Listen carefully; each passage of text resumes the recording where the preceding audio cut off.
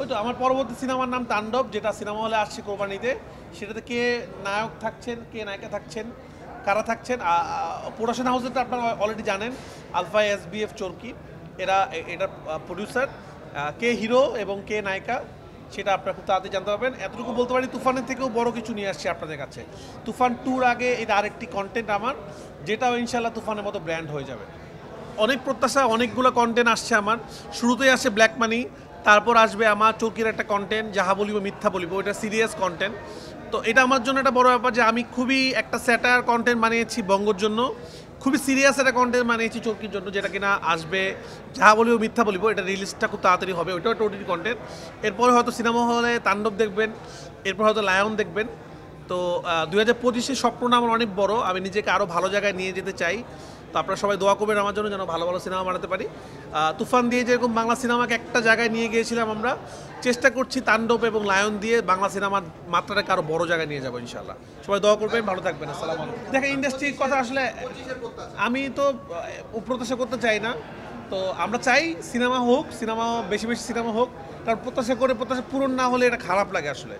তো আশা করব 24-এর মতো 25-এ হবে না, অনেক ভালো ভালো সিনেমা মুক্তি হবে, আপনারা বারবার সিনেমা হলে যাবেন, সিনেমার জোয়ার তৈরি হবে এবং দেশে শান্তি বিরাজ করবে, এটা তো সবার চাওয়া।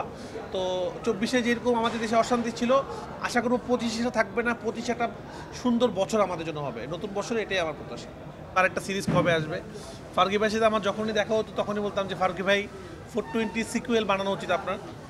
তো আমরা দেখলাম 840, দুর্দান্ত একটি সিরিজ, এটা তো সিরিজ হিসেবে মুক্তি পাবে, প্রথমে সিনেমা হলে আসবে। তো সিনেমা হলে এক্সপিরিয়েন্স খুবই ডিফারেন্ট, আমাদের খুবই ভালো লাগলো। অনেকদিন পর আমরা, যেই ফারুকি ভাইয়ের ফ্যান আমরা 420 ছিলাম, সেরকম একটা ফিলিংস খুঁজে পেলাম। তো আপনাদের সবাইকে অনুরোধ করবো, আপনারা হলে আসেন, 840 দেখেন, অন্যরকম একটা ফিলের কন্টেন্ট দেখবেন আর কি।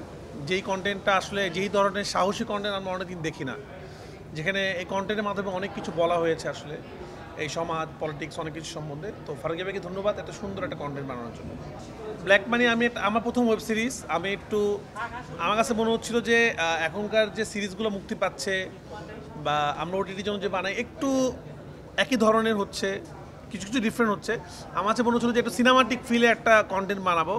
তো আমার ফার্স্ট যেহেতু ওয়েব সিরিজ, তা আমি একটু এরকম করার চেষ্টা করেছি। কালকে একটা ফার্স্ট লুক মুক্তি দিয়েছি এবং সবাই সেটা পছন্দ করছে, সবাই খুবই আগ্রহ বোধ করছে দেখার জন্য এবং প্রচুর ফোন পাচ্ছি। তা আমি খুব এক্সাইটেড ব্ল্যাক মানি নিয়ে। আমি আগেও বলেছিলাম ব্ল্যাক মানি আমরা অন্য ধরনের কিছু করতে চাই এবং অনেক অনেক মাল্টিপল কাস্টিং আছে এই ছবির মধ্যে। রুবেল ভাই আছে, দিনা ভাই, সুমন আনোয়ার ভাই, পূজা। তো আমার মানে ব্ল্যাক মানি আপনাদের ওটিটি সিরিজের ক্ষেত্রে একটি অন্যরকম ফিল দিবে, যেটা প্রথম ঝলক আপনারা কালকে পেয়েছেন। এটা হলো যে নতুন বছরের আমার যে অডিয়েন্স, তাদেরকে একটা গিফট তাদের জন্য। তুফানের পর আমি এটাই শ্যুট করেছি, তাদেরকে একটা উপহার। সিনেমার আগ পর্যন্ত এই ওটিটিটা মানুষ দেখতে থাকুক, তারপর তো ইনশাল্লাহ সিনেমা দেখুক। না, আমার যে প্ল্যান ছিল যে দেখেন, বাইরের দেশে ম্যাক্সিমাম বড় বড় সুপারস্টার যারা পুরনো, তাদেরকে কিন্তু ওটিটি দিয়ে তারা কাম ব্যাক করছে। আমাদের দেশে এটা ছিল না, তা আমরা তাদের সাথে একত্রিত করতে পারছিলাম না। আমি চাচ্ছিলাম যে আমাদের পুরনো যে স্টারগুলো ছিল, যাদের সিনেমা দেখে আমরা বড় হয়েছি, তাদেরকে যদি আমরা সিনেমা হলে তো দেখেছি, একটু অন্য মাত্রায় নিয়ে আসতে পারি। তো আমি খুব ভয়ে ভয়ে রুবেল ভাইকে অফার করেছিলাম, বাট আমি খুবই হ্যাপি, উনি খুবই হাম্বল মানুষ, উনি আমার রিকোয়েস্ট অ্যাকসেপ্ট করেছেন। উনি বলেছেন হ্যাঁ আমি কাজটা করতে চাই, এবং আমরা ওনাকে নিয়ে কাজটা করেছি। তো রুবেল ভাই জায়গা থেকে বেস্ট এফোর্টটি দিয়েছেন। আমার মনে হয় যে রুবেল ভাই যারা ফ্যান, যারা রুবেল ভাই কাজ অনেকদিন দেখতে পারেননি, তারা নতুনভাবে রুবেল ভাইকে খুঁজে পাবেন। এবং রুবেল ভাইয়ের ক্যারেক্টারটার নাম বেনসন জুনায়েদ, যিনি একসাথে 2টা সিগারেট খায়, খুব ইন্টারেস্টিং ক্যারেক্টার। এরকম অনেকজন ক্যারেক্টার আছে। তো আমার মনে হয় যে ওই পুরনো রুবেল ভাইকে আমরা পাবো অ্যাকশন রূপে, এবং ওনার যে স্টারজম সেটা আমরা এটাতে খুঁজে পাবো। এবং এই ছবিটার যে এই সিরিজটার ইন্টারেস্টিং বিষয় হলো যে এক একটা ক্যারেক্টার এক রকম। তো আমার মনে হয় যে আপনারা তো প্রিমিয়ার আমরা করার প্ল্যান আছে, আপনারা তো দেখবেন সবার আগে হয়তো। আপনারা হাসবেন, আপনারা থিল হবেন এবং এর মধ্যে একটা ভয়ঙ্কর মেসেজ খুঁজে পাবেন আসলে।